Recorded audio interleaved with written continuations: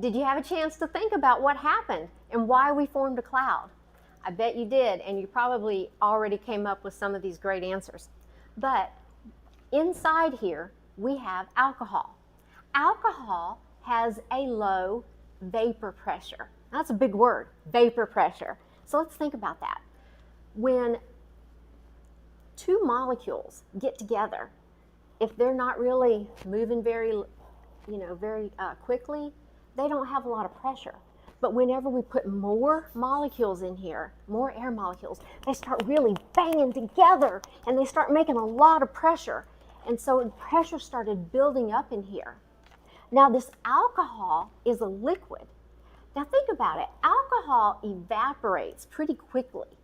It evaporates a lot more quickly than water does. So what happens, the reason why this happens is that the alcohol has a lower vapor pressure.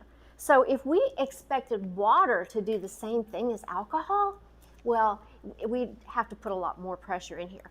But alcohol, whenever you see it as a liquid, the molecules are kind of doing this. They're kind of moving around, banging into each other. But then when we add a whole lot of air pressure inside here, when I was pumping this up, now all of a sudden they just want to get free. And so they have exceeded the vapor pressure, and these little alcohol molecules are escaping the liquid and they're turning into a gas. We couldn't see it, okay? So that's what's happening right now.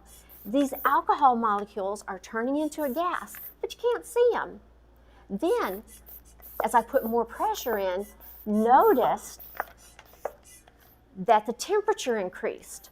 Well, the reason why the temperature increased is because of the friction. All of these molecules just banging around, and it's getting even hotter in there. It went up a whole 4 degrees Fahrenheit, about 2 degrees Celsius. So that's kind of a big deal for just a 2-liter bottle. And this happens in our sky all the time. Well, when the condensation of a liquid, when it goes from a gas to a liquid, meets the rate of evaporation, meaning that it is evaporating, going from a liquid to a gas at the same rate that is going from a gas to a liquid, that is called the dew point. And we get this thing called a cloud. Okay, so now we've got the alcohol vapor in here, but you can't see it. When we release it, we're going to decrease the pressure. And when we decrease the pressure, the alcohol is going to go back from a gas to a liquid, and you're going to see it in the form of a cloud. Okay? And you're also going to notice that the temperature will go down.